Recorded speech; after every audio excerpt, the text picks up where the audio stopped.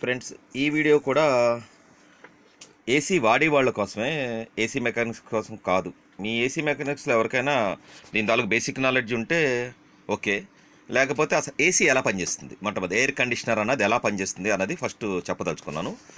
దీనికోసం ఫస్ట్ యాక్చువల్గా ఏసీ పనిచేసే టెక్నిక్ పేరు లేటెంట్ హీట్ ఆఫ్ వేపరైజేషన్. అంటే తెలుగులో చెప్పాలంటే బాష్పీభవన గుప్తోష్ణము. ఈ భాష కూడా అర్థం కాని వాళ్ళ కోసం చెప్తాను వినండి. ఒక లిక్విడ్ స్టేజ్లో ఉన్న ఒక మెటీరియల్ ఏదైతే ఉందో, ఒక కెమికల్ లిక్విడ్ స్టేజ్లో ఉన్నది, వేపర్ అంటే వాయు స్థితికి, అంటే ద్రవ స్థితిలో ఉన్న ఒక వస్తువు వాయు స్థితిలోకి వెళ్ళేటప్పుడు అది కొంత టెంపరేచర్ తీసుకుంటుంది. ఈ టెక్నాలజీ మీదే మనకి ప్రస్తుతం మన ఎయిర్ కండిషనర్స్ పనిచేస్తాయి. అంటే ఇందాక చెప్పిన ద్రవ స్థితి వాయు స్థితి అంటే అర్థం ఏంటంటే లిక్విడ్ స్టేజ్లో ఉన్న ఒక మెటీరియల్ వేపర్ స్టేజ్కి వెళ్ళినప్పుడు ఖచ్చితంగా కొంచెం టెంపరేచర్ తీసుకుంటుంది. ఇది మనకు అనుభవపూర్వకంగా తెలియాలంటే పెట్రోల్ చేతిలో పోసుకున్నట్టయితే చల్లబడుతుంది, లేదా ఆల్కహాల్ చేతిలో పోసుకున్నట్టయితే చల్లబడుతుంది. ఈ చల్లబడడం అన్నది ఎలా జరుగుతుంది, ఎందుకు జరుగుతుంది, నేను ఈ వీడియోలో డీటెయిల్గా ఇమేజెస్ రూపంలో చెప్పట్లేదు, కేవలం నా వాయిస్ ద్వారానే మీకు ఎక్స్ప్లెయిన్ చేయదలుచుకున్నాను. నాకు తెలిసి నా వాయిస్ మీకు అర్థమవుతుందని.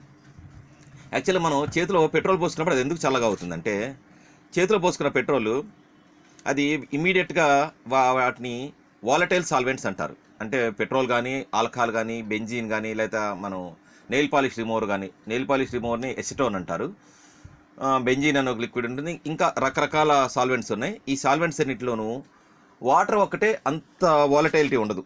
అంటే బాష్పీభవనం అంటే ఇమీడియట్గా వేపర్గా మారదు. పెట్రోల్ ఏదైతే ఉందో అది ఇమీడియట్గా వేపర్ అయిపోతుంది.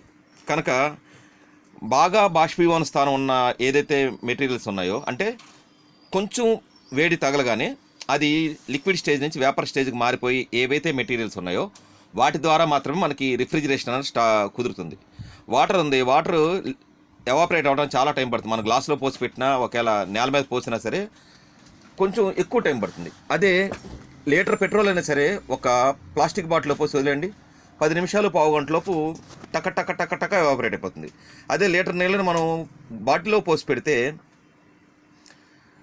ఎన్ని రోజులైనా దాదాపుగా అలాగే ఉంటుంది. ఎంత ఎవాపరేట్ అయినా చాలా తక్కువ ఉంటుంది. ఎందుకంటే వాటిలో ఉండే బాండింగ్స్ అలా ఉంటాయి. నీటి తాలూకు అణువులకి ఉన్న బాండింగ్ ఒకలా ఉంటుంది, పెట్రోల్ తాలూకు అణువులకు ఉన్న బాండింగ్ ఒకలా ఉంటుంది. ఆ కారణం చేత నీళ్లు త్వరగా ఎవాపరేట్ అవ్వవు. పెట్రోల్ కానీ ఆల్కహాల్ కానీ మనం ఓపెన్లో పెడితే ఎవాపరేట్ అయిపోతాయి. అదే వాటర్ని కూడా మనం ఎవాపరేట్ అయ్యేటట్టు చేయొచ్చు. జస్ట్ అదే లీటర్ నీళ్ళని మీరు ఒక 10 చదరపు అడుగుల సర్ఫేస్ మీద మీరు వేసినట్టయితే వేడి ఎక్కకుండానే ఇమీడియట్గా ఆవిరైపోతుంది. అంటే మనకు యాక్చువల్గా తెలిసిన విషయం ఏంటంటే, నీళ్లు ఆవిరిగా మారాలంటే 100 డిగ్రీల టెంపరేచర్ కావాలి. కానీ 100 డిగ్రీల టెంపరేచర్ లేకపోయినా నీళ్లు ఆవిరిగా మారిపోతాయి. ఎప్పుడు ఏరియా ఎక్కువ ఉన్నప్పుడు అది ఆటోమేటిక్గా ఎవాపరేట్ అయిపోతాయి. సరే, ఆ విషయం పక్కన పెడితే మనకి ఏసీ అన్నది కూలింగ్ ఎలా వస్తుంది అన్నది దానికి టెక్నిక్ చెప్పాను, లేటెంట్ హీట్ ఆఫ్ వేపరైజేషన్ అని. ఈ టెక్నిక్ ఎలా క్రియేట్ చేస్తారో చూసుకుందాం. ఇక్కడ మనం గమనించినట్లయితే నేను వీడియోలో మీకు కంప్రెషర్ అని చూపించదలుచుకోవాలి. ఈ వస్తువులని మీరు నెట్లో చూసుకోవచ్చు. జనరల్గా మీకు చెప్పదలుచుకున్నాను, కంప్రెషర్ అని ఒక డివైస్ ఉంటుంది. ఈ కంప్రెషర్ ఏం చేస్తుందంటే, ఈ సిస్టమ్ అంతా సర్క్యులేటరీ సిస్టంలో ఉంటుంది. అంటే ఇందులో ఉన్న గ్యాస్ కానీ లిక్విడ్ కానీ ఏది బయటికి వెళ్ళదు, లోపలికి రాదు, మొత్తం క్లోజ్డ్ యూనిట్టే. ఇందులో ఫస్ట్ కంప్రెషర్ ఏం చేస్తుందంటే, తన శక్తి మేరకు లోపలున్న రిఫ్రిజిరెంట్ అంటే సిఎఫ్సి అంటారు. సిఎఫ్సి అంటే క్లోరో కార్బన్. అంటే కరెక్ట్గా చెప్పాలంటే మనకు తెలిసిన వస్తువు బాగా వెల్ నోన్ ఏంటంటే అమ్మోనియా కూడా ఇదే పరిస్థితి. కానీ అమ్మోనియాని ప్రస్తుతం రిఫ్రిజిరెంట్గా వాడట్లేదు.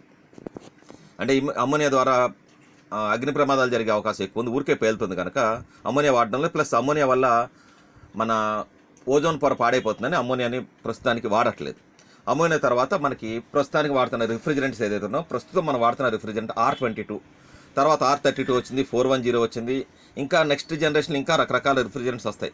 ఈ రిఫ్రిజిరెంట్స్ అంటే ఏంటంటే క్లోరో కార్బన్స్, క్లోరిన్, ఫ్లోరిన్, దీని తాలూకు కాంబినేషన్లో వచ్చిన కెమికల్స్లోనే డిఫరెంట్ మన కెమికల్ నేమ్స్ ద్వారా వస్తాయి. వీటిలో ఏంటంటే మన గ్యాస్ వదిలేసినప్పటికీ అది పైన వెళ్ళే ఓజోన్ పొరని దెబ్బ తీయదు.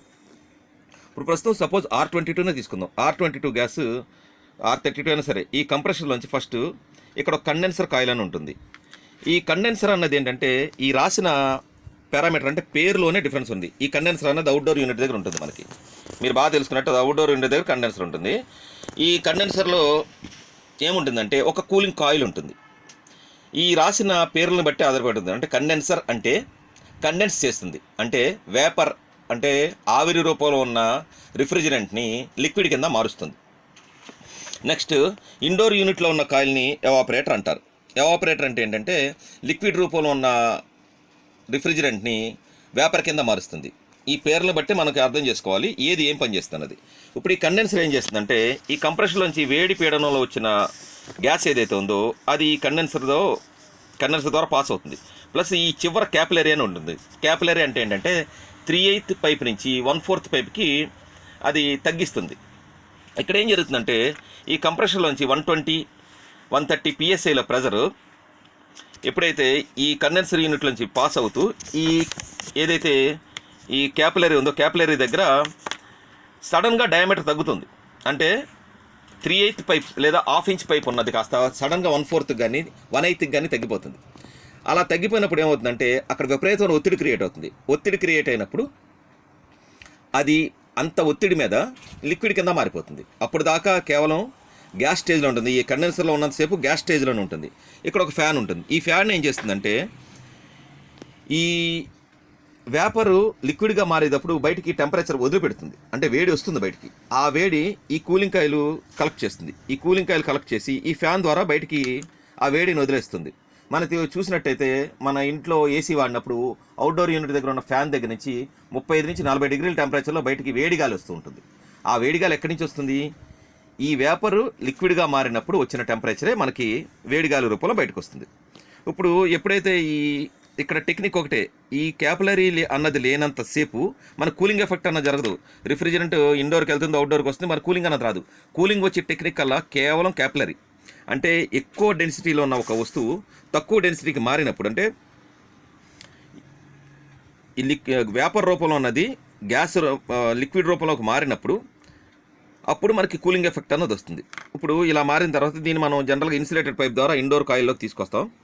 అక్కడ ఏం జరుగుతుందంటే అక్కడ ఒక ఫ్యాన్ ఉంటుంది. ఆ ఫ్యాన్ ఏం చేస్తుందంటే మన గదిలో ఉన్న వేడి గాలి ఏదైతే ఉందో, మన గదిలో ఆల్రెడీ 30 డిగ్రీల టెంపరేచర్లో ఉన్న గాలిని దీని మీద పాస్ చేస్తుంది.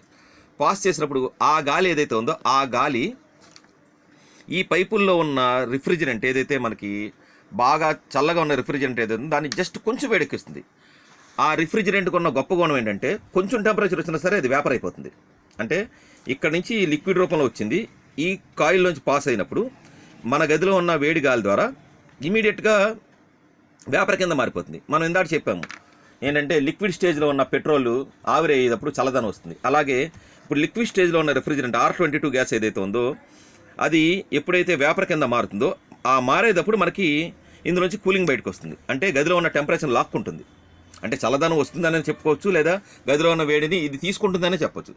కరెక్ట్గా చెప్పాలంటే గదిలో ఉన్న వేడిని ఇది తీసుకుంటుంది. గదిలో ఉన్న వేడిని తీసుకుని వేపర్ కింద మారిపోయి, అంటే ఆవిరి కింద మారిపోయి, అంటే ఇప్పుడు దాకా ఇది లిక్విడ్, ఇది వేపర్ బయటికి. ఈ ఆపరేటర్ ఏం చేస్తుందంటే ద్రవ రూపంలో వచ్చిన రిఫ్రిజిరెంట్ని వాయు రూపంలోకి మార్చేసి మళ్ళీ కంప్రెషర్కి పంపిస్తుంది. మళ్ళీ ఈ కంప్రెషర్ ఏం చేస్తుంది అంటే ఇది కంటిన్యూస్ ప్రాసెస్, ఇది జరుగుతూ ఉంటుంది. ఇది ఈ సైక్లింగ్ అన్నది కంటిన్యూస్ జరుగుతుంది. ఈ కంప్రెషర్ సేమ్ అదే గ్యాస్ని మళ్ళీ అధిక ఒత్తిడిలో కండెన్సర్లోకి పంపిస్తుంది. కండెన్సర్లోకి వెళ్ళగానే కండెన్స్ అయిపోయి లిక్విడ్ కింద మారిపోతుంది. లిక్విడ్ కింద మారే ఫైనల్ స్టేజ్ క్యాపిలరీ దగ్గర నుంచి బయటకు వస్తుంది. ఇలాగే మనకి రిఫ్రిజిరేషన్ అన్నది జరుగుతుంది. ఇంట్లో పనిచేసే ఏసీ గురించి మనం బేసిక్స్ తెలుసుకుందాం అనుకున్న వాళ్ళు ఈ వీడియో చూడండి. నాకు నాలెడ్జ్ సరిగ్గా లేదనుకున్న వాళ్ళు దయచేసి ఈ వీడియోని స్కిప్ చేసేయండి. Thank you friends, thank you for watching this video.